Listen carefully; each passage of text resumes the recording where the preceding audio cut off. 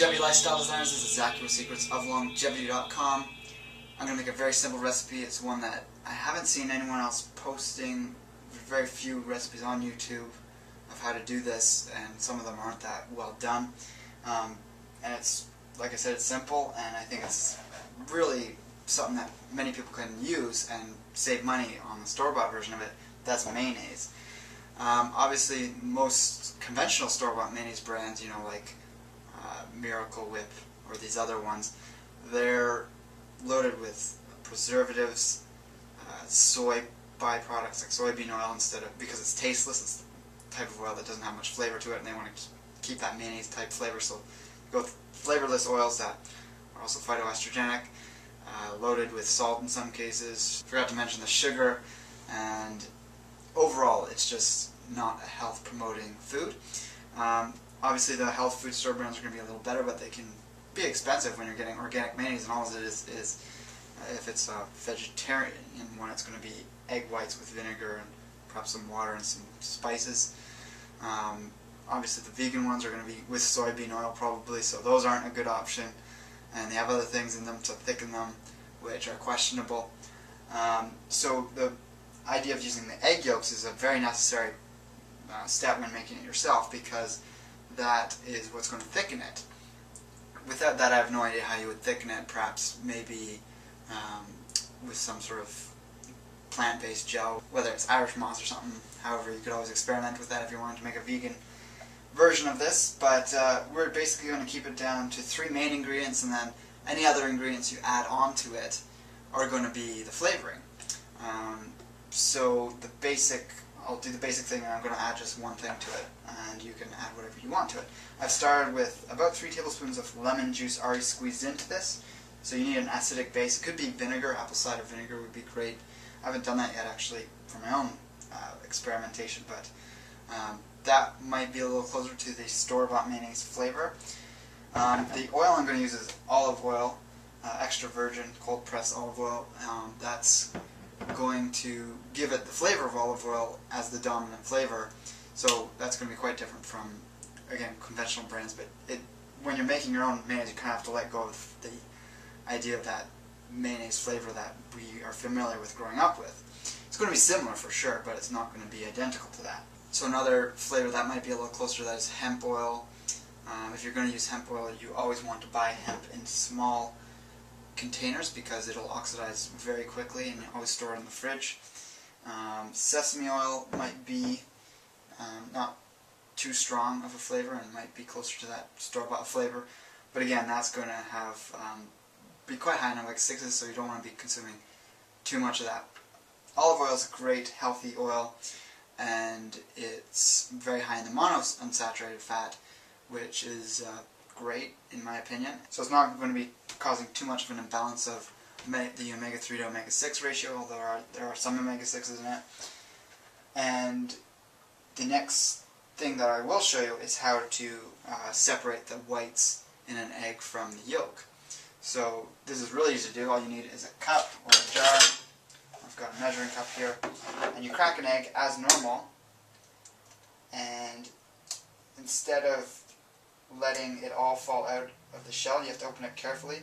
You let the whites start coming off, but you keep the yolk sort of in the shell like that. I don't know if you can see that from there, but the yolk is still in there, and you kind of pass it back and forth between the shells and let as much white as possible to fall out.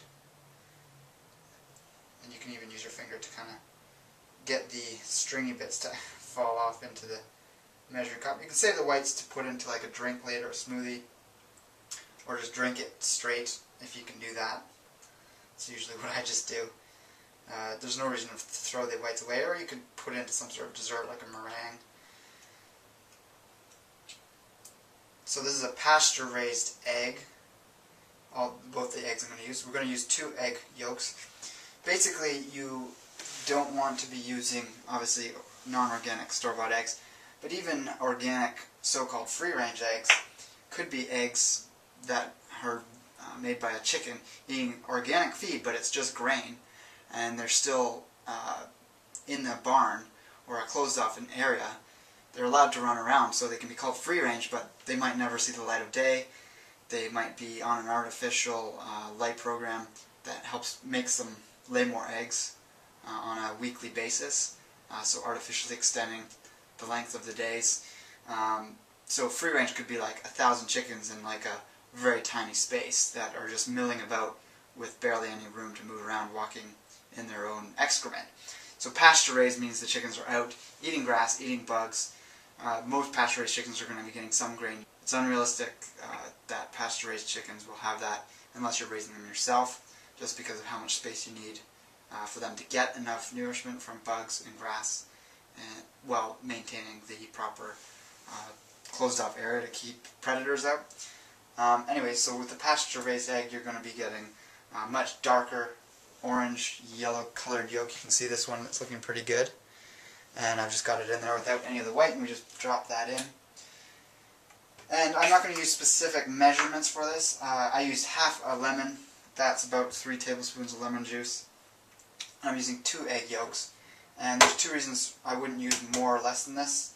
For one, if you used only 1 egg yolk and just used less of all the other ingredients, you're not going to have enough in the blender to have it be whipped up well enough. So we're making enough that it's going to get over top of the blades, but we don't want to do so much that it doesn't last long enough. So there's roughly a 1 week max length of time that you can have this last for. I'm just having trouble with the yolk here.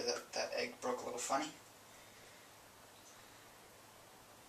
So like I was saying, 1 week is the maximum amount of time you want to have this mayonnaise stored for, so you want to consume it within that time period as is possible. So I've actually had the yolk break here in the egg, so you have to be very careful when you're separating the egg whites from the yolk. It's okay if you get a little bit of white in there. I'm going to just drop that in because it's becoming a mess in there.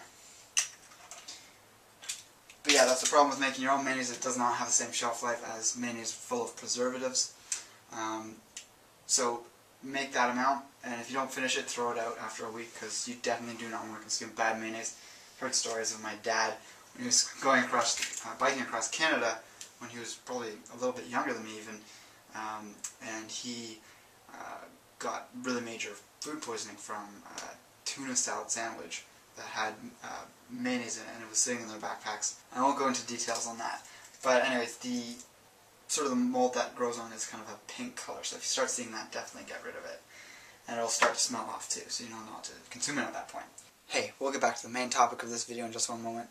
I wanted to let you know, however, that if you're really enjoying this video, or perhaps you're a regular subscriber, and you'd like to see me continue making regular postings on this channel, Secrets of Longevity, or perhaps even increase the frequency of these postings, of these well-researched videos, and even the articles on my site, I would really appreciate any contribution you're able to make to support me through any of the affiliate links listed below. There's a menu bar that you simply click and it pops down. If you're watching this on another platform other than YouTube, you can double click this video and it'll take you to YouTube, where you can then click this bar that will pop down to give you these links. So like I mentioned, there's affiliate links. These are all companies I highly recommend and purchase for myself, and I get a percentage of anything that you purchase through these links, and that obviously would support me. And then there's also a link to a donation page on my site where you can make a PayPal donation, and you can also set up a phone consultation if that's something you're interested in doing. So with that, we're going to get back to the video, and thank you for any support you're able to give to me. So basically we're going to take that and start it on low just to get it kind of mixed up, and then we're just simply going to start adding the olive oil to it while it's on. So you can do this by hand, but it's incredibly painstaking. I know some chefs, it's something they have to learn to do, is to make mayonnaise by hand. It's possible that you're going to be kind of getting the carpal tunnel type feeling after a while with the whisk. And you just need that continuous motion as you're adding this, because the egg yolk is going to fuse the lemon juice with the oil. So this is a great way to keep in mind if you're wanting to make a salad dressing that doesn't separate, is you can use egg yolk for that purpose, or you can add mayonnaise to a little bit more liquid, whether it's vinegar or lemon juice, because there's going to be much more oil than the acidic medium. So if you're wanting sort of a closer balance in a dressing that's a little more liquidy than mayonnaise, you're going to simply add that to that, and mix that up in a separate container and put that on your salad. And it's not going to separate like just simply mixing oil and vinegar would. So I'm just going to turn this on. Mix it right away, of course. And what you're going to notice is that as you're pouring it in, it's going to reach a threshold where it starts to change, the sound starts to change. I'm going to let you see it here. You don't put it on absolute max. You turn it up slowly as you go, and the thickness will just keep getting thicker. And don't be afraid of having to add more and more. You're going to add roughly half a cup of oil, quarter cup to half a cup of oil, perhaps even more. I've never measured it. But you just start drizzling it in slowly, not too fast. It's already starting to change sound. Turn up slightly.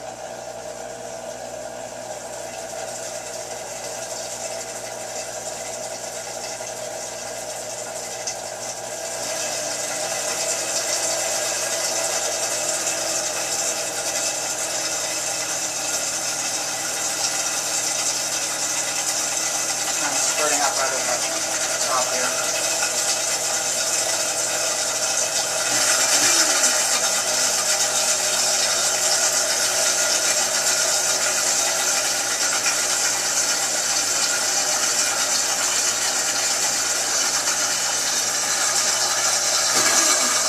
Really want to not add it too fast, otherwise it won't get that point where it's mixing in perfectly.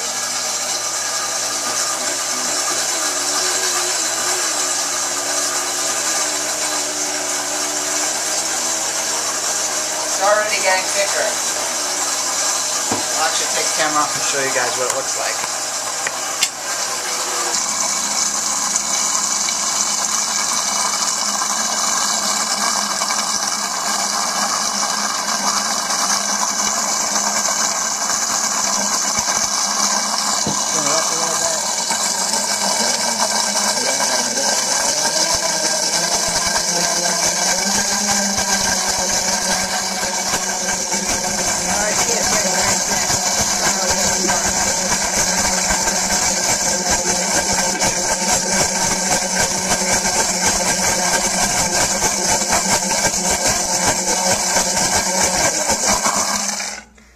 So we're going to check to see what that is looking like.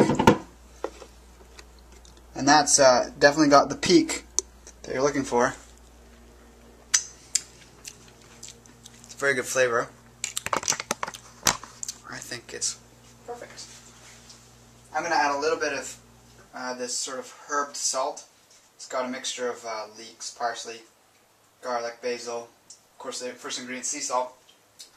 That's just going to make it taste more appealing, especially when I'm using it straight on vegetables like a dip. And you can add whatever you want, really. You just have to be aware of to add a little bit and then gradually add more until you find the flavor you like. Because you can't take away once you add something like that, but you can always add more. Let's see how that tastes. Can add a little bit more. Comes out pretty slowly. I'm not just adding tons and tons of salt here.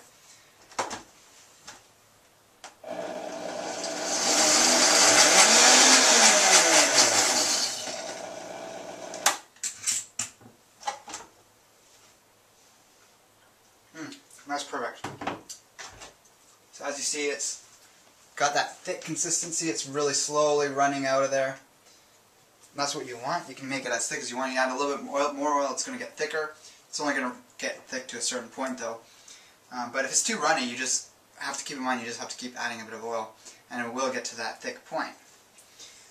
So with that being said, try this very easy to make recipe out at home. There's no reason to buy olive oil, or not olive oil, but mayonnaise in my opinion, because it's so easy to make. Yes, it only lasts a week tops, but you just make it when you need it. Make a batch this size, which is easy to use up in a week, especially if you have other people in your family. It's a great way to get more fat in your diet, and then you can reduce the carbs if you're following a plan like that. And it's just so tasty. So with that, I'm going to say take care and embrace life without limits.